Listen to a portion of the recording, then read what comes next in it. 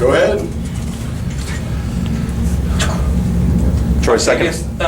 Yesterday, both Larry and Mick were talking about how, with everything that's gone on in the last couple of weeks, they didn't want you guys using anything as an excuse. It's just keep playing basketball. It doesn't matter who the coach is or everything. It's up to you guys.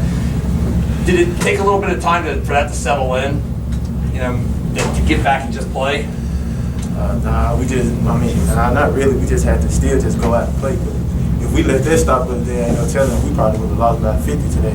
First conference play against a good team, so we just can't let that bother us.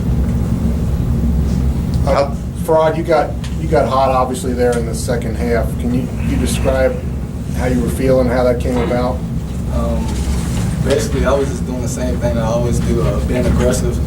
And a couple shots didn't fall early, but my coaches and everyone always tell me to play with confidence. So I just kept shooting, and some fell in, and I started feeling good. So you get in a rhythm like that? Once I get 1 or 2 to go, I'm pretty much in a rhythm. Once you get what? 1 or 2 to go. 1 or 2 to go in. Yeah. Troy, they obviously a really good defensive team. Was it just a matter of figuring out what they were trying to do and adjusting to it, the difference between the first half and the second half, or just Farad banging shots? I mean, they play good defense. They load the box real heavy, so it's kind of hard to really adjust versus them. Teams beat them when you do hit shots. It's hard to score in the paint, so if you're knocking down outside shots, it's going to be a real good.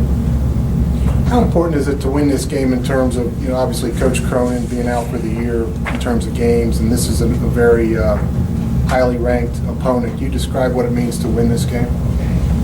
Well, a game is a game, even if it was, we still want to go out and win, so it really doesn't matter. Troy? Without him, it's difficult. It's difficult, but it's not difficult. The same goal is still to bring back the conference championship. We still see him around. He still runs things from the office, and he still makes the final call. But with Coach Davis, we still got to win for him. Even if he's not on the sideline, we still got to win as a program and a unit.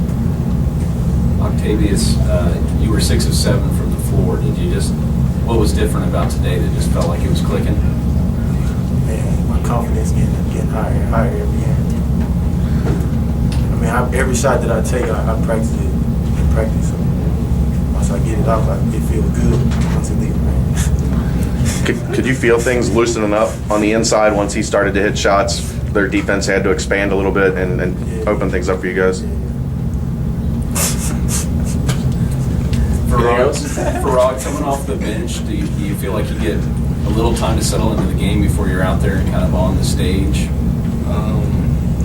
It's good because I get to see how the flow of the game is going, but sometimes when I'm out there my first 1 or 2 shots, maybe I'm just trying to get warmed up, so they usually don't go in. And then by the second time I check in, I'm warmed up and I'm ready to play, so I just got to try to get started early. How'd you guys account for, Troy, you could answer this, how'd you guys account for Nick Moore? He's a prolific scorer. Did you guys work on anything in practice to try to prepare to scout him? But him being as tall as he is, it's kind of hard for him to score in the paint. There's trees in there. So we kind of worked on finding him in transition drills, him pulling up real quick, and following the scouting report. We knew he could shoot coming in, so we tried to, keep that away from him as much as possible. Anything else? Thank you. Thanks, fellas. Oh!